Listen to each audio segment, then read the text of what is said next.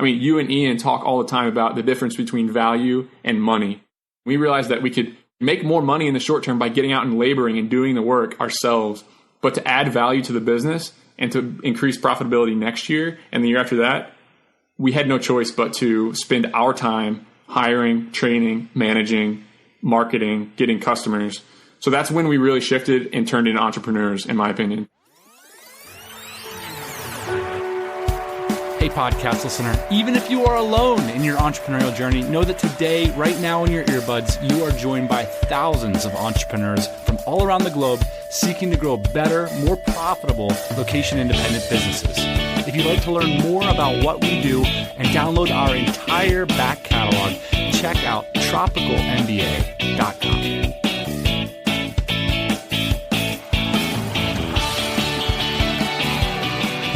Welcome back to the pod. So many of you listeners, I know you have been around for years and say, bring back some of the old school eps, some of the old school mentality. Well, this episode may not be in the old style, but the mindset, the philosophy is one we call old school entrepreneurship. Even on our About page, we say one of the things we like to talk about on this podcast is old school, like basically the opposite of what Silicon Valley talks about. Silicon Valley is like, entrepreneurship is this crazy, difficult struggle. You got to figure out a new idea that you're not competing with anybody, and you got to do this and you got to do that. Well, a lot of times on the show, we say, you know what?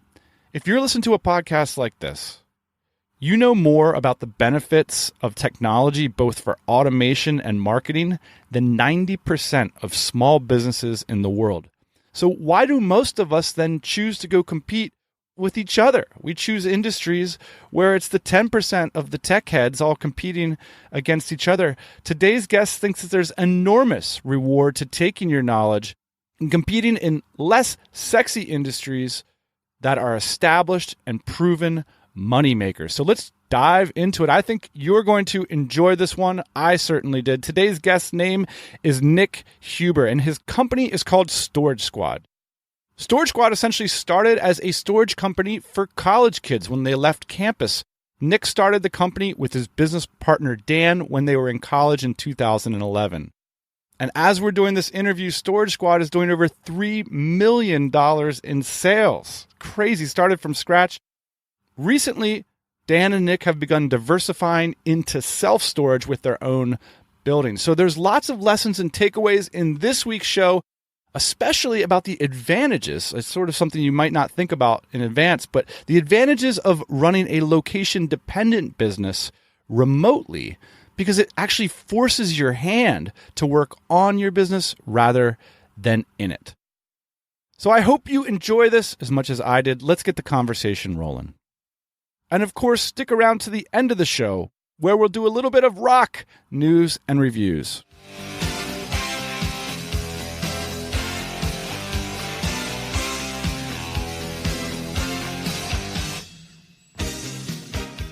You're a young guy.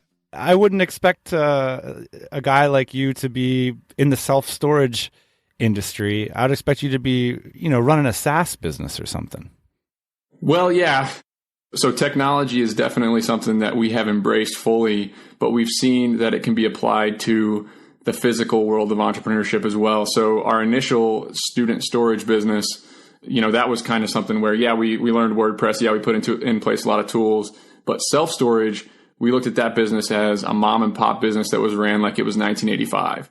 We looked at that manager that sits in the office and said, how can we take that manager remote so that we can have a better manager and we can pay them more? They can be more sales oriented. They can be more customer service oriented. And one really competent person can manage 2, 3, 4, 5 facilities. So we can cut that cost over our competitors where they're paying $80,000 a year to manage a big facility with retail hours.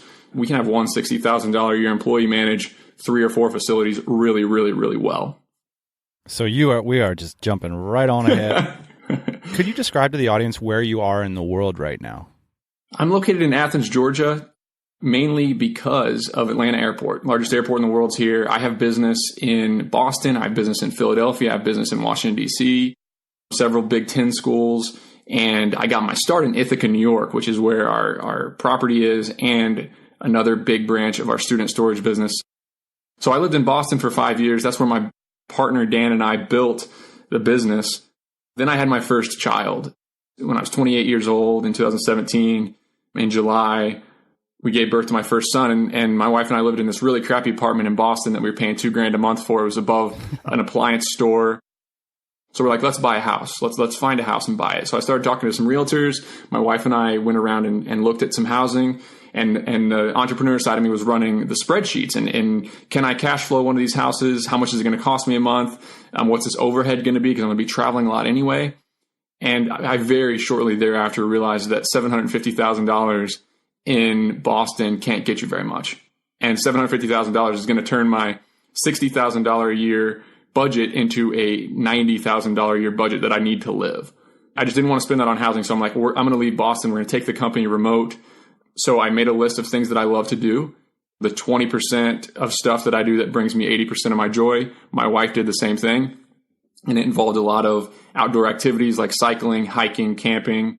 My wife loves yoga. She loves food. I love craft beer, cycling. So we made a list of where can we get all those things and have a very affordable place to live. So the number one thing on our spreadsheet was, where can I buy a really nice house to raise my family in 10 minutes from downtown and an hour and a half from an airport for under $300,000. And Athens was the only place in the country. I didn't look everywhere, but it's the only place with a vibrant college scene, but over 100,000 people. So it's not all college.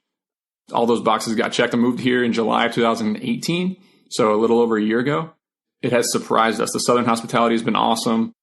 The affordability has been awesome, and my wife loves it here, which is the most important part. So, is it weird, like when you, as a couple, say bump into people in Athens, Georgia, and people start to dig into what you're doing? Like, yes. Well, I also have a confusing business, so I can only imagine the guys on your show who are doing this Amazon FBA trying to explain what they do.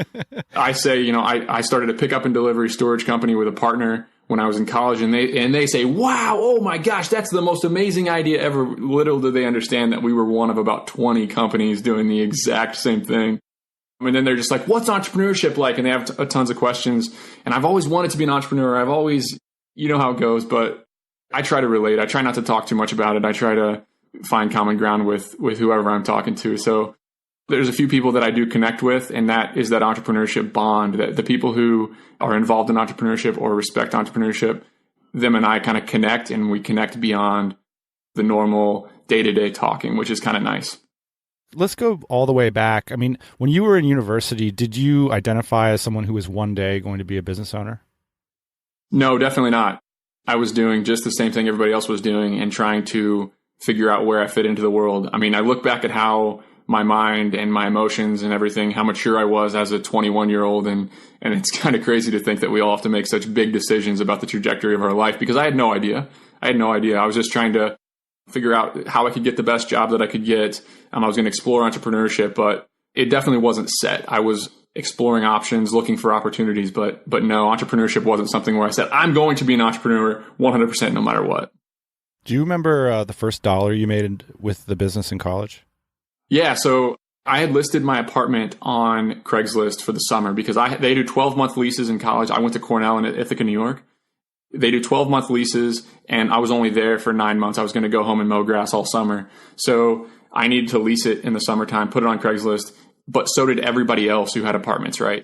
So eventually, about 3 weeks in to this listing, somebody called me on the phone and said, hey, Nick, I don't want to lease your apartment, but my son is in a dorm about a half mile away from you, and he has about 10 boxes of stuff, and we want you to pick it up and put it in your apartment over the summertime. And I was like, what is this? And I almost just said, no, I'm not going to do that. I need to lease it. But I was like, I'm probably not going to lease it. I might as well just do it. Well, I made the deal on the phone of like $150. She told me about what he had. I drove up to his dorm and threw it all in my 1999 Cadillac DeVille that I had bought from my grandmother. Biggest car in all of College Town. Even at that time, it was 10 years old. You're a real gangster.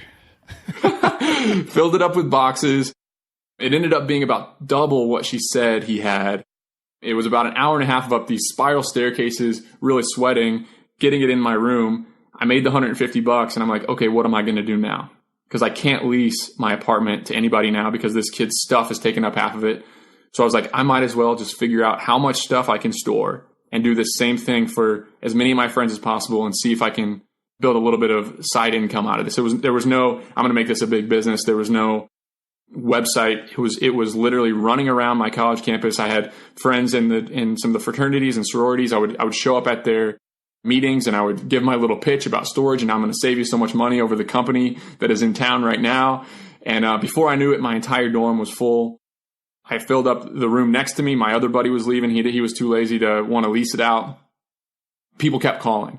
So that's when I ran to College Town. How much money are we talking about here? Each customer was probably $150 to $250. So I got to $1,000 pretty quick. Got to where I was going to cover my summer lease pretty quick. So yeah. So what did you do next? Well, I ran out of space. I was moving the next year into who is my partner now, my best friend, best man at my wedding. And he was also the co-captain on the track team with me. His name is Dan. He had a big house and his house had a big basement where we'd have the track parties in. And I was like, okay, that basement is empty. That's the first thing I could think about is that basement is totally empty. It's relatively dry. So this is before you've gone home to mow grass. You're still... It's finals week, yeah. I'm running around trying to take finals. I had a track meet coming up, the Ivy League championships. I was going to go race that weekend. So I was just grinding after class, after track practice, running around, picking up stuff. What did Dan think about you wanting to commandeer his basement?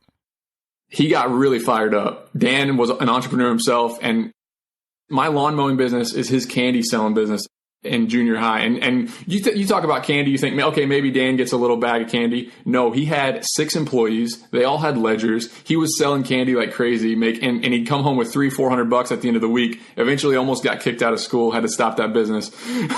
So I walk into his room and he's like, Nick, let's get after it. Like, he had the second biggest car on college campus. He had a 1997 Buick LeSabre.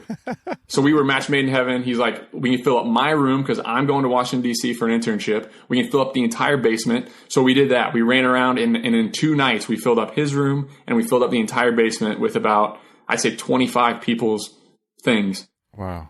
And then, yeah, we rented out another room from one of our friends who was not going to be around. And so you're back home for the summer mowing grass. How much are you thinking about the storage idea? We were fired up. We were fired up about it. Danny had learned how to put together WordPress web. Neither of us have a tech background. What year was this? This was 2011. But why did you guys think this is an opportunity? I mean, so you have some friends, you made a couple $100. Dan's basement is unusable. No more parties. What makes you think like this is an opportunity? What did you think was different about what you guys were doing relative to everybody else? And that's the thing. It wasn't a whole lot different. I mean, there was a company in Ithaca. They did it really well. They were the contracted provider of Cornell, and they probably got 1,000 customers at $300 a pop. So we did some back of the envelope math, realizing that this company was doing about $300 to maybe more, maybe even $400,000 or $500,000 a year in sales. So we looked at that and we're like, okay, let's study this business a little bit. Got all over their website, called them up, pretended to be customers, followed their trucks around, and then we realized that they were doing a lot of things that were just not efficient. Well, what did you learn by following their trucks around? We just learned that we can do what they're doing a lot better, a lot better. They had scales, they had clunky scales that they were running into the dorms, and they were weighing everything and charging by the weight. It took them like 45 minutes to draw up an invoice. Everybody had a clipboard, whereas we had iPhones with Google Sheets, and we could just communicate a lot better. So we looked at this business that did pretty well. And yeah, most people would have looked at this opportunity and said, I'm not interested in lugging boxes up and down steps during finals week, so I'm not gonna do this. But Danny and I got pretty excited. Yeah, I mean, you went to Cornell, Nick. You had a bright future ahead of you. What were you thinking? That's exactly what my dad said when I got home and told him that I'm not going to get a job. I'm going to start a student pickup and delivery storage company. How did you respond to that? I don't know. You know, looking back, you're asking these questions that looking from the outside, yes, that's pretty crazy to try to do that. I don't know if it was Danny just getting me so fired up or me. I'm pretty excitable as well. And well, what did you feel? What did that emotion tell you about these boxes and the iPhone sheets and running around with the LeSabre and stuff? What did you feel? It was fun. We had $5,000 cash sitting on the bed at the end of the week.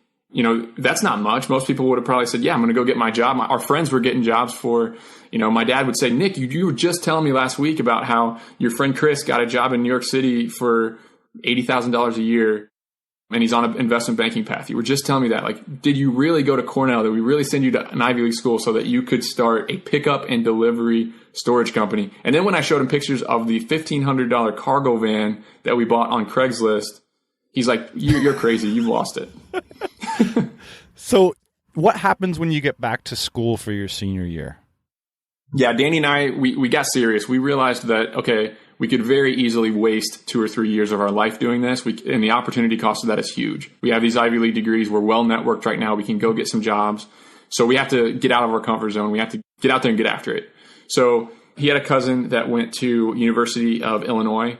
He had a friend, a really good high school friend that went to Iowa. I had a really good friend that went to Indiana.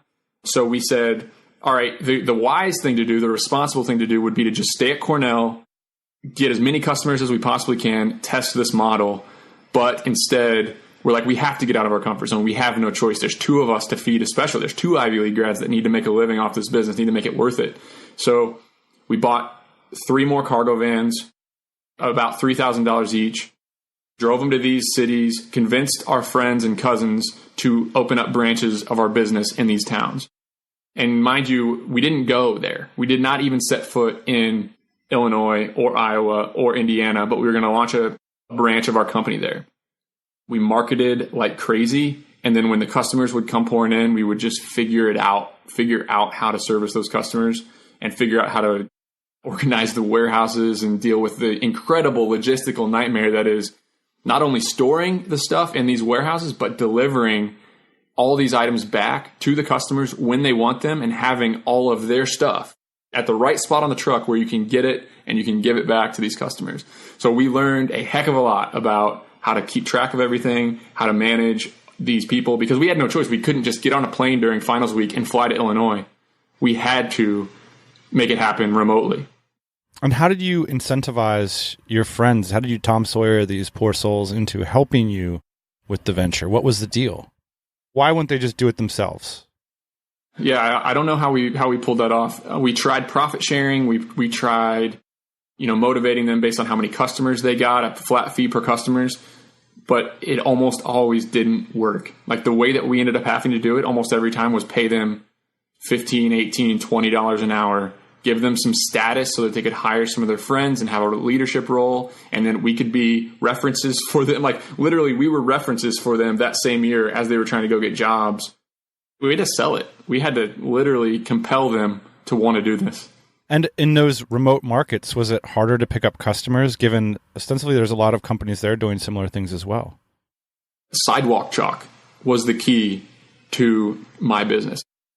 We could have easily done Facebook advertising, invested a bunch of money, done digital marketing, but we knew where our customers were. We knew where they were living. We knew where they walked. We knew where they went to class. We knew where they ate. We knew where they went out at night. And in the show notes, I'll send you a picture of what we wrote on the ground. It would be student storage, lowest prices in the country, storagesquad.com. And we would just paint those little ads all over campus. And boy, oh boy, they worked, man. They worked.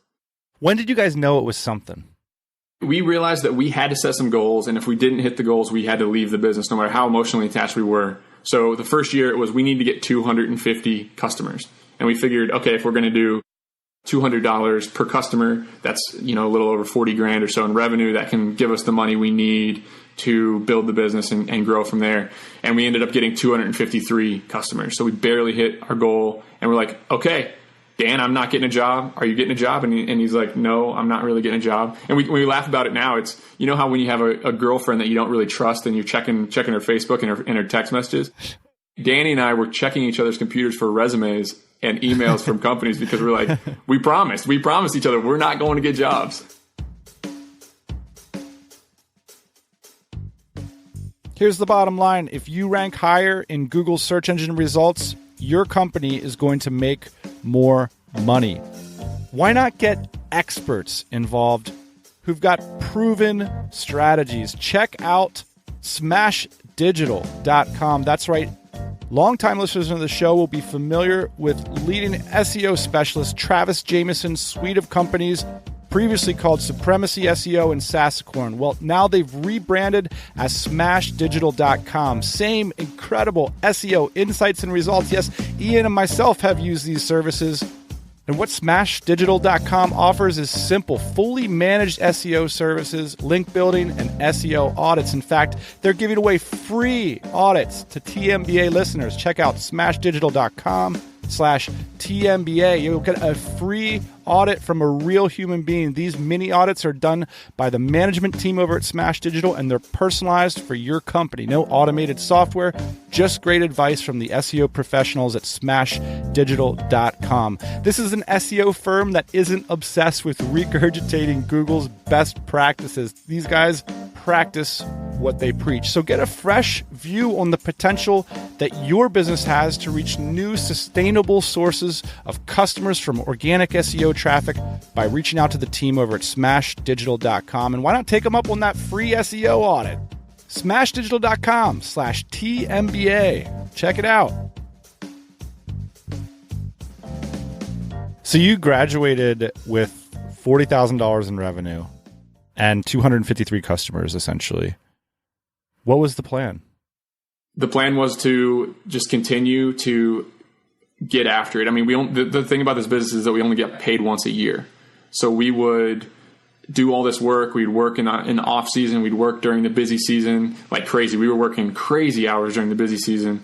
And then we'd have to survive on that money and reinvest that money to help us grow the business for the next 12 months. We'd go to another school. We'd say, okay, this $40,000. We only spent half of it on warehouses and space. So we're going to buy 3 more $3,000 cargo vans, and we're going to borrow $50,000 from whoever will give us $50,000 right before the busy season, before we get paid next year to kind of grow the business. And so then after that, we went to Syracuse, Penn State. We launched at 2 more schools the next year. And this entire time, Danny and I are living on pennies. Like, we just totally buckled down on life, because we knew that if we could save our money, we could turn that $1 into $3 the next year if we just bought an extra cargo van or did some more marketing at these schools. So in 2013, Danny's uncle had passed away. He had an estate, like a little house there that was still in kind of a state settlement, and they were going to figure out what they were going to do with the house. So we lived in that house for a year while we had a $10 a day budget on food, and we did some painting for the family. And that's when we really buckled down, created the systems, created the processes, and then in about February, we bought a box truck, our first real truck, on the south side of Chicago for, I think it was $2,400. We loaded it with some supplies, some boxes, a lot of sidewalk chalk, and then I drove it to Boston. And that's where my wife was doing an internship to be a dietitian. I stayed in her apartment with her and her roommates. Danny went to Philadelphia to launch the branch there, or at Penn State, one of the two. We just went to these areas to physically grow the business. We knew we had to get to Boston. It was so intimidating. It was just such an expensive city. Where were we going to find storage space? But there's 120,000 students there. Harvard's there, MIT's there, Northeastern, Boston University. Like, literally our target customer is somebody who's at a private school, has disposable income, maybe is from California, from Florida, or from Asia or Europe, and they really need what we offer. So we knew we had to get there. And 2013 is when we went to Boston. Got after it for about 3 or 4 weeks straight of just sidewalk chalk flyers every single day, myself in Boston. And then the customers just came. Our business almost collapsed because we just got too many customers way too fast. But from there, like from that year on, we had the cash flows to kind of grow and build a sustainable business that was going to be worth it for us. Your girlfriend or your wife was living in Boston? My wife now, and my girlfriend at that time, Michelle. That's right. I met her senior year of college. What did Michelle's friends make of you, like, sort of rocking up to Boston in a box truck? Oh, yeah. I mean, there's a Rite Aid in Somerville, Massachusetts, that has one parking spot that's really wide. And it had a meter. And the meter only ran from 6 a.m. to 6 p.m. So that's where the box truck parked. And it was about a half mile from the house that she stayed in. And they all made fun of me because I'd have to sit in that lot for sometimes an hour waiting for that one spot to open up. Similar stories to that over and over again. I had to sell her on trusting me just as much as I had to sell these managers on opening branches of our business, or people to come to work for us, or my dad to let me borrow some money to buy another box truck. So communication with her early on and telling her, we're not just going to mess around with this for 5 years and make nothing of ourselves. We have these goals that if we don't hit, we're going to move on. And she said, okay, I'm in. I trust you. Did you expect that deluge of customers in Boston? No, we had planned for about 300 or 400 customers. So we had a warehouse ready for 300 or 400 customers. We had a workforce ready for 300, 400 customers, and then 800 customers came. So the warehouse was too small. Danny had to fly his brother into town to help. We had to fly another one of our best friends into town to help.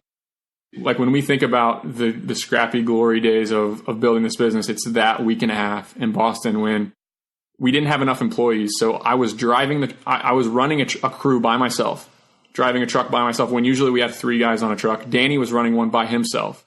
We'd come back to the warehouse with 7 or 8 full trucks at 5 p.m. and we'd have to send our employees home because we needed them to show up the next day. We needed them to show up. And Danny and I would sit at the warehouse and unload between answering customer service calls, answering emails, and unloading these trucks. We'd finish about 3 a.m. and we would get baby wipes and like clean up so that we didn't smell horrible in elevators the next day. And we would answer customer service from 3 to 5 a.m., sleep from 5 to 7, and wake up and do it again for 2 weeks. It was brutal. It was brutal. How did it affect the business afterwards? Like when you guys kind of woke up from that challenge, what was the new horizon ahead of you? It was amazing. That was the turning point. And that's when Danny and I realized that, okay, we cannot keep working in the business. We cannot keep driving these trucks. We cannot keep doing the day-to-day. Well, first of all, we had the finances then at that point to really grow, to make a hire, to figure some things out, because our other branches grew the same. Like it was the most stressful month of our lives. But that's when we kind of turned the corner and said, okay, every second that we spend driving a truck, we are losing money. Even to this day, people ask me like, Nick, what do you do in December, in January, in February when there's absolutely nothing going on?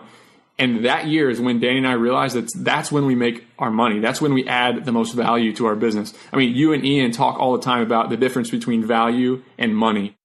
And we realized that we could make more money in the short term by getting out and laboring and doing the work ourselves. But to add value to the business and to increase profitability next year and the year after that, we had no choice but to spend our time hiring, training, managing, marketing, getting customers. So that's when we really shifted and turned into entrepreneurs, in my opinion, that year. And that's when we kind of had a sustainable business that we were like, oh my gosh, okay, instead of bringing in, our 250 customers, we just did 3,000 customers across all of our branches. Like, let's go, let's do it. What for you was like that core skill of entrepreneurship that you needed to learn? Like what was that exactly? Because I think it's pretty easy to relate to figuring out like a connection of how you're getting money. It's pretty easy to relate to like hustling and finding new acquisition channels. But that moment of like becoming an entrepreneur, that feels like more vague to me. It's really hard to put a finger on it, but I think it was just the sales mentality. It was we're not just selling our customers to choose us. We're selling our employees to trust us. We're selling our managers to take a risk on us and come work for us. We're selling our family members to support us. Every second of our day was a sales situation. We were trying to be compelling. We were trying to get people to trust us. Our website landing page was only so much of it. Like that was oriented towards getting a customer to trust us. But to service all those customers, we had a big employee problem. Like the customers weren't necessarily the problem. This whole time, the business in 2011 to 2018, we hit it right on the head of the perfect time to enter a service business. The amount of international students were doubling, tripling. More kids were traveling in from out of state. So we didn't have a customer problem. We had an employee problem in our business. We needed better systems. We needed better employees. And we were just selling those people to trust us and come on board and work with us. So that's kind of when we shifted. How do you do that if you're not there? A lot of times we had no choice to actually be a technician in the business. We couldn't. It wasn't physically possible to fly from Illinois on Friday to Penn State on Saturday morning. So we had to set up systems. We had to. Like if I'm running a local business in my town, it's really easy for me to just go out on the truck and get on the truck, right? And work with the customers. We had no choice but to get off the truck. So when we were limited by those constraints, we said, okay, how can we use technology right now? How can we use software? How can we use, Salesforce, Google Sheets, whatever it is, to set up a system that we can run a service business totally hands off from a different city. And then we realized that if we're not on our computer, it's a problem. Even today, like as soon as we step off of our computer and go into a warehouse to move boxes or go on a truck to save the day, things get way, way worse. Like when you're on a computer, you can prevent the fires from happening, right? You can tell the employees about their scheduling. You can plan in advance. But as soon as you are away from your computer for 3 hours, it's over. Like, that's what we learned. You mentioned you had like some really innovative ways of acquiring customers, but you've also said that you guys were innovative on the operational side. Share with me some of the things that you do differently than your competitors. Our competitors would, the day before, they would make a list of, these are the 20 customers that you need to pick up today as your crew. I'm going to print it out on a clipboard. I'm going to hand it to the driver, and the driver is going to go around town and pick up all those customers. Well, we would wait until the last second. We would kind of estimate based on what we knew from the previous year of where our customers were going to be, but then we would schedule them live on, well, now we have an app that actually we can build out our schedules on, but one driver can go to one dorm, like Northeastern International Village is literally half the students in that whole school living right in that one dorm. We would show up at 8 a.m. An hour before that, every kid would get a text message, okay, bring your stuff down right now. So we would show up to 35 students downstairs with all their items labeled, ready to go. And our whole crew, like we would load that whole truck in 45 minutes, whereas our competitors would spend all day driving around. They'd visit the same dorm maybe 3 or 4 times. So once we got the volume, once we got, okay, we're going to have 200 or 300 customers at this school, we could be super efficient with our scheduling, and we could update it live on our end. So a customer could call us and say, hey, Nick, I didn't plan. I need my stuff picked up today. And we'd say, oh yeah, we can get you on a schedule. Actually, our truck will be at International Village in 20 minutes. Just go downstairs with your boxes, and I'll put you on his schedule right now so he knows you're coming. Can you give us some stats just for some context? Like how many customers do you have? How many employees, all that? Yeah, so we do just under $3 million a year in sales. After Danny and I pay ourselves, it's about a 20% margin. 10,000 customers or so it takes to do that, spread out throughout the year. And we're at, I always forget how many schools because we go to a couple more every year. It's around 28 major schools, about 35 that we advertise to in 12 states. And we're the contracted provider at Penn State, Emory, Brandeis, George Washington. So we started getting some school contracts for them to back us. So that kind of helped us grow as well. But yeah, at this point we have 6 full-time employees, including myself and Dan, a COO that is phenomenal, 2 full-time customer service admin reps, and then we have part-time student managers in every single city. So we've built our business basically on hiring students because, yeah, the students are a little bit unreliable. Yeah, they go out and party, but they're fairly competent. They're fairly fast learners, and we can overcome those challenges with hiring students and kind of make it worth it over hiring random people off the street who then you got to worry about. The moving industry as a whole has kind of a reputation for a little bit rough around the edges. So it's actually students that are rocking around in the trucks picking up the stuff. Yeah, it's great because they know where to go. The other students feel comfortable with them coming in the dorms. They interact well with the parents. That's rocking. So there's basically like 6 people that are the brain center of the business, and then you have an enormous group, I'm assuming, of part-time contractors. They're all employees. So we had the option, some of our competitors contract out all the work and kind of hire a moving company to handle all the logistics. We made a decision early on to take it all in-house, hire and train, onboard all of our people. But so basically, let's start in January when we are preparing for the April-May rush. We have one employee focusing on all of the recruiting efforts. We have another employee that focuses on all the onboarding, interviewing, and training processes. Like we have an online training process where a kid can sit down and in 3 hours learn everything about the job. And then they get quizzed at the end going through our software app. So before we even see the whites of an employee's eyes, they are very, very, very familiar with our business. They've been onboarded by somebody on our executive team. We just centralized so much and simplified the job of the student manager overseeing it, where he has 5 core tasks that he needs to do, but he doesn't need to worry about training. He doesn't need to worry about how the warehouse is organized. He doesn't need to worry about the logistics that we used to have. So that's kind of when we turned another corner, is when we start centralizing a lot of our core tasks and taking it off of the individual managers all around. What's your view on business partnerships? Me and Danny got really lucky. I ran into his room. We got really excited. We did a handshake deal, and it just turned out that our goals and the way that kind of we guided our life was the same. But we've had several partners through the years that just didn't work out. And man, yeah, partnerships is an extremely deep topic. I know you and Ian dive into it a lot. But yeah, Danny and I basically have a marriage partnership where anything I do, anything he does, we share it all, and the value's there, and it makes sense. How do you guys divide responsibilities in that situation? Well, it's interesting you say that because in 2015, we realized, okay, the business, we don't have exponential more schools that we can go to. We don't have a ton of additional growth opportunities. We got to figure out how we're going to get away from this extremely stressful service business as our sole means of providing. And that's when I left the business altogether in about 2016 and started doing self-storage and investing. Basically, the profit that we made from Storage Squad student storage, we built a storage facility that is basically a real estate asset. So we're trying to diversify. We're trying to get income coming in throughout the year. And now Danny and I have totally separate things. He's the CEO of the student storage business. He's continued to grow that. He's continued to manage it. And I am focusing on our real estate holdings and our self-storage operations. So yeah, it's interesting. The divide and conquer has been our recent strategy, whereas before it was always working on the same things. And what was it about self-storage spaces that made you think they were an opportunity?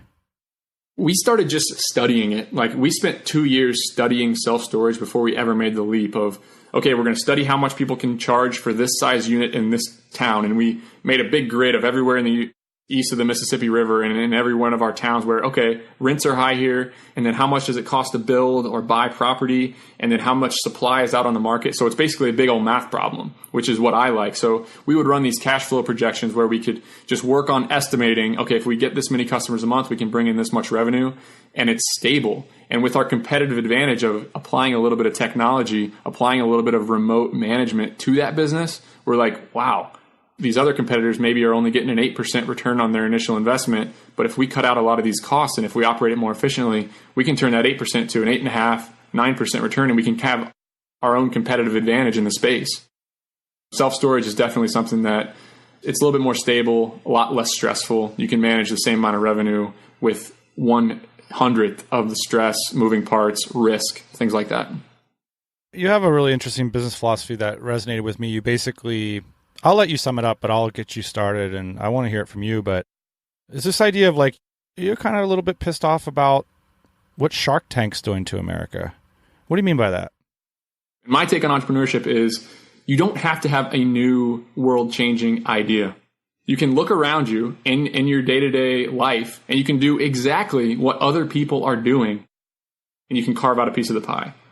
If you can go about business without this flashy Silicon Valley scalable thing, like, people would have looked at Storage Squad, our pickup and delivery storage, and said, Nick, that's never scalable. Why are you wasting your Ivy League degree? Go to a tech startup. Go start an SAS company or SaaS company. Why are you moving boxes and lugging them up and down steps? Well, the competition was weak. No one was going after that, right? No one was trying these things.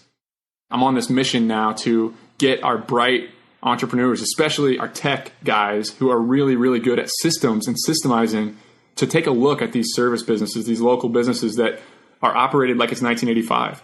They make really, really, really good money with a fax machine, with an accountant in-house. They don't use freelancers. They don't use technology to organize what they're doing. They're technicians out on the job instead of sitting on their computer working. So yeah, that's my mission is to just have people take another look at these local businesses that can accomplish your goals. And business is about momentum, right? What I was doing in those dorms 8-9 years ago is nowhere near what I'm doing now and what I'll be doing 10 years from now. People are so afraid to start small, to start something non-flashy, and just get a little bit of momentum, learn about business, and then you're way more likely to succeed when you do try something bigger and try to make more money and do something a lot larger.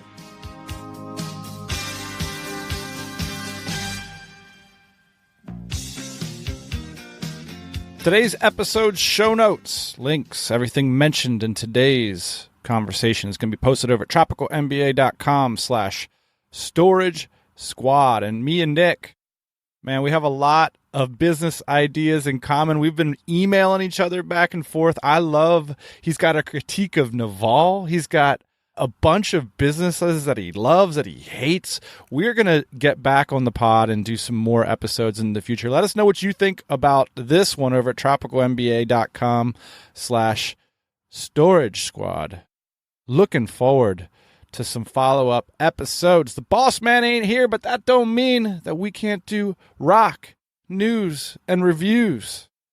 I don't want to take any of the spotlight away from the boss man because I know everybody looks forward to this segment. What song is the boss man going to select? So let's just play some elevator music because it's funny.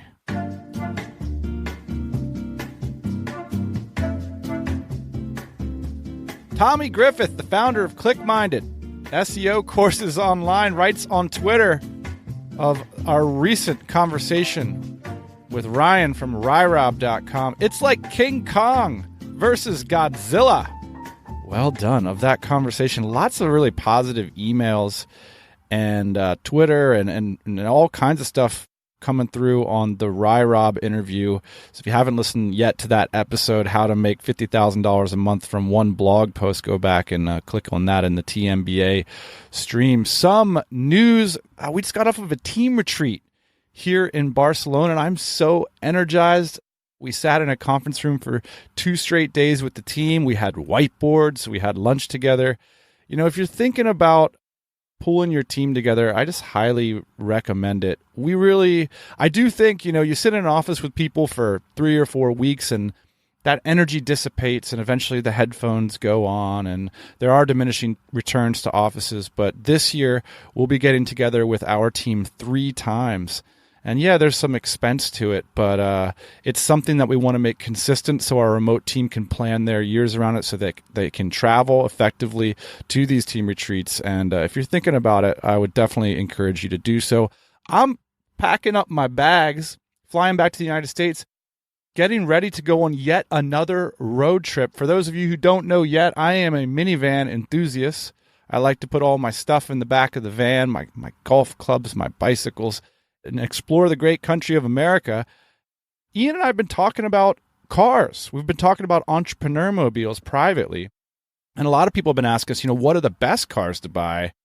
Not only what are the cheapest, most appreciated cars to buy, which is basically the concept of the entrepreneur mobile. That's that don't let your car payment get in the way of getting your business off the ground. So if you have any thoughts about entrepreneur mobiles or cars or questions about that, I think Ian and I will be cooking up an episode about cars specifically. And finally, one thing I want to point out is we do have a few DCBKK sponsorships available. If you own a trusted and established product that you'd like to get it in front of over 300 founders of small businesses, reach out to Ian at tropicalmba.com. We still have a few sponsorships available for DCBKK, which is, of course, our flagship event in Bangkok every year.